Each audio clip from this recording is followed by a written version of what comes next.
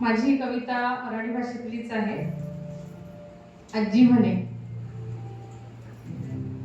प्रकृतीमध्ये नदी आणि स्त्री हे दोन्ही घटक येतात. तर दोन्हींनाही समर्पित ही कविता आहे. आजी म्हणे.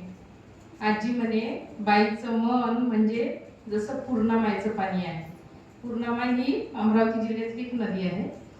आजी म्हणे, बाईचं मन म्हणजे जसं पूर्णामाईचं पाणी आहे. दगड धोंडे काळी कचरा, दगड धोंडे काळी कचरा काय काय वाहत नेते पूर्णामाई आपल्या पदरात. आजी म्हणे, कोणाला काही बी म्हणत नाही, कोणाला काही बी म्हणत नाही, तरी बी स्वतःचा नितळपणा हरवू देत नाही.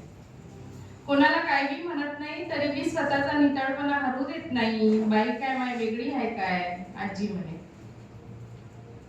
किती बी करा घरादारासाठी, किती बी करा घरादारासाठी, कोणाले नाव आहे काय? जसं बैलाले नाव नाही तसं बाईले गाव नाही. आजी म्हणे. जन्मते एका गावात, जन्मते एका गावात आणि उभं आयुष्य काढते दुसऱ्या गावात. कोणता तिचा गाव आणि कोणतं तिचं नाव देवाला मी ठाव नाही. आजी म्हणे. कोणी तिले फुल समजते, कोणी तिले फुल समजते तर कोणी तिले काटे. झाडाचं मूळ तिच्या डोळ्या देखत तुटे. कोणी तिले फुल समजते तर कोणी तिले काटे. झाडाचं मूळ तिच्या डोळ्या देखत तुटे. तरी बी ती फांदीवरून सगळेले गदा गदा हलवते आणि पुरून बी उरते. आजी म्हणे. तिचा भोग तिले ठाई ठाई ठेचते. तिचा भोग तिला ठाई ठाई ठेचते. तरी बी जगण्याची आस तिला रोज खेचते. तरी बी जगण्याची आस तिले रोज खेचते. नदीचं मूळ आणि बाईचं कूळ एकच आहे. नदीचं मूळ आणि बाईचं कूळ एकच आहे. म्हणून सगळं सोसून बी बाई वायात राहते. आजी म्हणे.